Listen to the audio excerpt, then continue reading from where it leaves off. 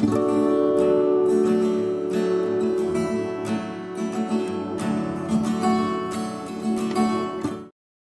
everyone, it's Danny. Welcome back to my channel and another layout for the Confessions of a Paper Addict Cutfiles design team. I have a super bright, colourful, mixed media, splashy, painty layout for you today using this amazing paintbrushes cut file. I have broken out my Cocoa Vanilla Studio Happiness collection because the colours just match the colours in my photos perfectly. So I'm going to be scrapping some photos of my son and his little friends doing some finger painting. This was a long time ago. I think it was 2016. I'm trying to work my way through my 2016 album at the moment. Yes, I am that far behind. Honestly, I don't think I have a single complete album.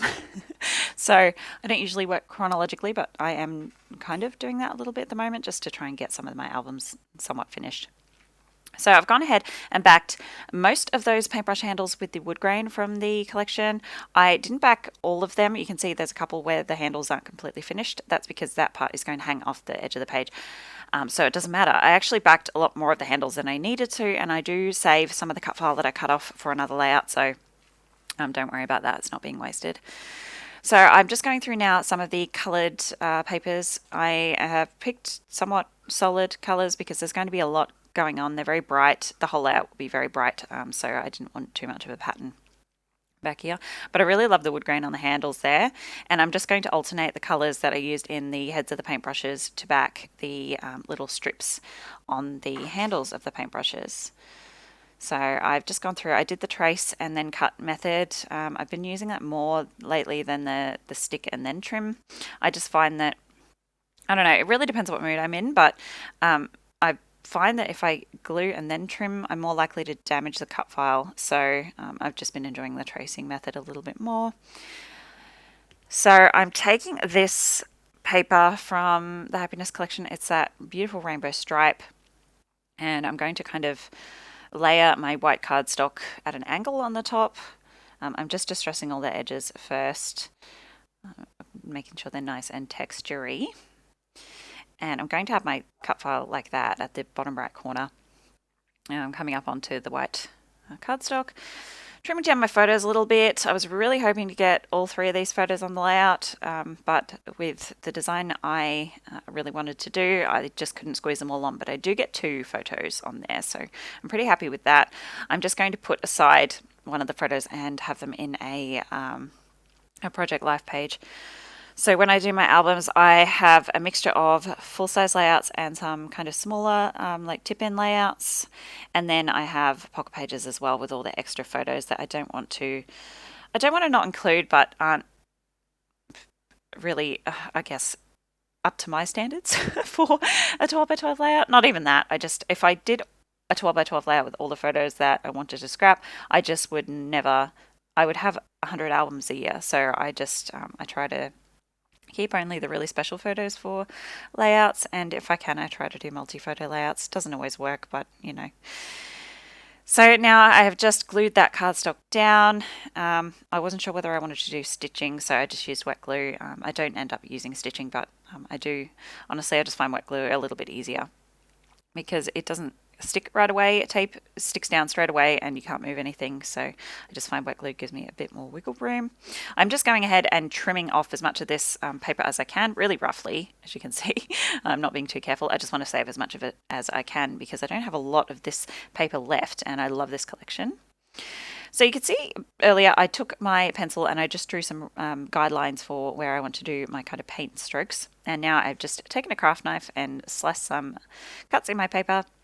Now I'm just using my scissors to to cut a little bit of a gap there, and then I'm just using my scissors again. You could use an edge distresser, I suppose, but I'm just distressing the edges and sort of I'm tearing as well. So you can see that I've just torn a whole chunk away, and then I am roughing up the edges, and then I'm rolling them over and sort of folding and rolling with the edges with my fingers. So the edges sort of curl over and create lots of rough dimension and texture. So the idea is that these are looking like paint strokes. At the moment, they look more like claw marks. Is that like Yeah, as I was doing it, I sort of thought, oh, this is going to be a massive fail. These just look like a wild animal has has clawed into my paper. I guess it kind of still looks a bit like that by the time it's finished, but when I add all the mixed media, it kind of makes sense, and the paintbrushes give it context. You get the idea of what I was going for, and I'm really happy with how it turned out in the end. So I'm just lining up my cut files, so it looks like those stripes are coming out from the end of the paintbrushes. And I mean, the colors don't match because I've used a totally different, I've used like a multicolored pattern paper.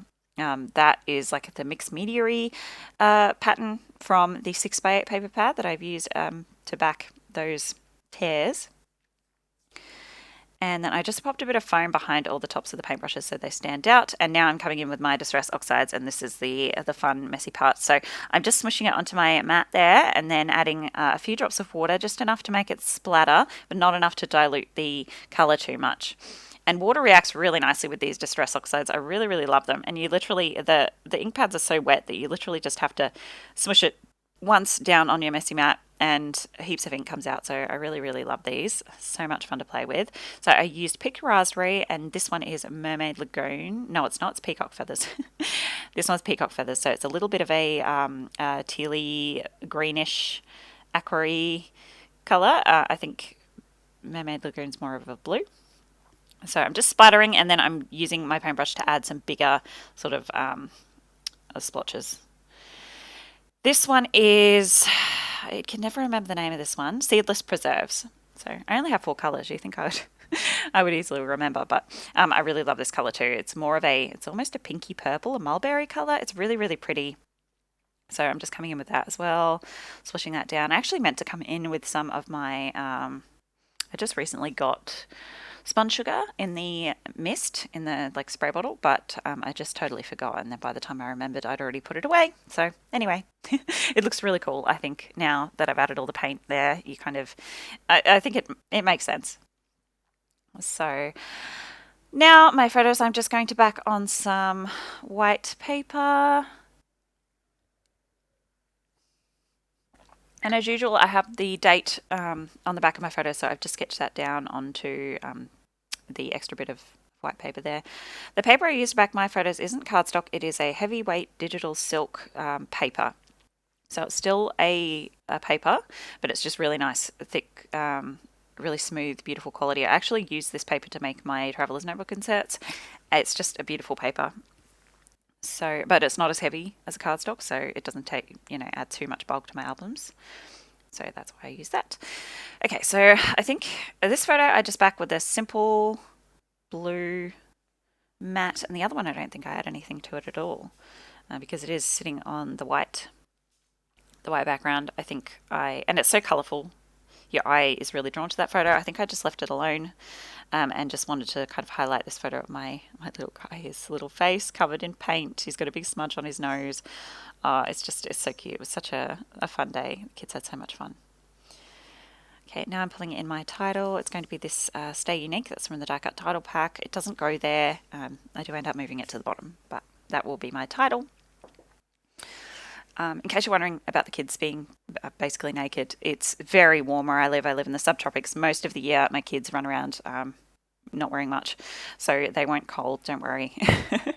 They had a ball, and then we just chucked them in the bath at the end of the day and washed all the paint off, and no mess. It's a really, really fun day. So I'm just adding some foam to the back of the stay part of the title because I think it's going to go up there at this point, but it ends, pretty much straight away I move it down there. And I'm kind of, I wish I'd put the foam behind the unique. I would have done that if I'd known it was going to be at the bottom, but anyway, it's done now, so I just left it alone. I really love that wreathy die cut. I still haven't managed to use it yet though, so I think on this white background it works because you can't see the white, like the thick white border on it. So I liked it layered behind my photos like that. Now, what I'm doing here is I'm trying to hack this date stamp because it's the only date stamp I actually have, but it doesn't start until 2018, I think, or even 2019, which is really annoying because I really want to use it, but I'm not up to there yet. Yeah, it starts in 2019. I'm nowhere near scrapping 2019, so I thought if I just scribble on it with a Sharpie and then sort of use the date because if I used a ink pad, it would do the whole thing. But the Sharpie, it actually worked. It just, I must have used the wrong pressure to do the 16 part because it actually came out looking like an 18, which, yeah, is a bit annoying. So, but it definitely would work. I'm going to try it again because it would have worked if I'd done it right. I just, yeah, used the wrong amount of pressure.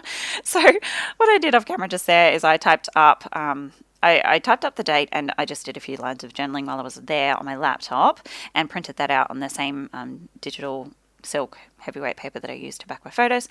And that will be my date, my journaling. So I just covered it up. Covered up my mistake. You can always do that. So I'm just going to add some bits and pieces from the ephemera pack. I have this, the best. It was one of those kind of rosette pieces that I actually trimmed the bottom off. So I will get the top part on this layout. Waste not, want not. That is the last flare I have out of this collection, and I do get it on this layout, the Good Times flare. I really love flare. I should just get, I should get 2 packets with every collection, really. I use it a lot. I know a lot of people don't like them. I just, yeah, I do. So I added a tiny word sticker to that label with the date, and I'm just going to sneak in this extra label. I cut them in half to save them because you hide half of them behind the photo there anyway. So I can use it twice now. And I love labels. I use them on pretty much every layout. I like putting my date on them and a little bit of journaling. I really like them. There we go. Just tuck them back there. Those flags are coming off. They won't stay there. I use a lot of these hearts. I really like them. I use that little circular label. I'm going to just cut this Making Memories tiny word sticker in half and layer it over that. And I'm just kind of putting them on an angle. There we go. If you put things on an angle on purpose, you don't have to try and line them up straight. So there's a tip. So I will stick some of these hearts down. Some of them I'm going to pop up on foam. You'll see that in a minute. I just wanted to add a little something in there, so I just use another label. Really versatile. So here we go. I'm just going to outline some of the hearts in black, just with my Pigment Micron. And then some of them I will pop up on foam. And some of them I'm going to come in with my white gel pen and do some accents as well. So I just didn't quite have enough hearts, so I'm just tracing one of them on, I think it's the pink paper that I used to back my cut file. Yep, so there we go, just have another heart, easy peasy. That jug piece of ephemera that's to the left of my top photo, I've been trying to get that on, I swear, every layout since I started using this collection, and I finally get it on this layout. I am so pleased to be done with that piece of ephemera. I've tried so hard to get it on so many layouts. I don't know why. I just really struggled. So it does make it on there. It goes there. So now I'm adding those accents with my gel pen, just kind of like where the light would hit them.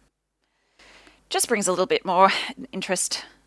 I'm using one of those, that blue heart I'm using to cover up the pile of shoes in the background of that photo too. So that's a little tip too. Love hearts are great for hiding things in the background. Okay, I put in that little orange tag, just layered that behind that blue jug. That little butterfly just covers up that weird little gap, that angle that was bothering me at the bottom. I pop in this little Friends tiny word sticker. I will just lift up that butterfly and tuck that corner of the tiny word sticker underneath in a minute. Gluing down my title, and then I'm just going to cut my journaling up into strips, and that helps fill in that gap between the bottom of the stay and the unique. It just kind of has like a weird right angle gap there, so I'll just cut my journaling so that I can help fill in that spot, and then those 2 hearts will just kind of go off to the side there and help to frame that journaling section. And there's a lot of pink on this layout. I know a lot of people don't like to use pink on boy layouts. I do not mind at all, especially a really bright, fun pink like this. I mean, there's a lot of pink in the photo, so it's fine by me. And that's my layout finished. Don't forget to check out the Confessions of a Paper Addict Cutfiles shop and Facebook group. The links will be in the description box below, and I'll see you next time. Bye, guys.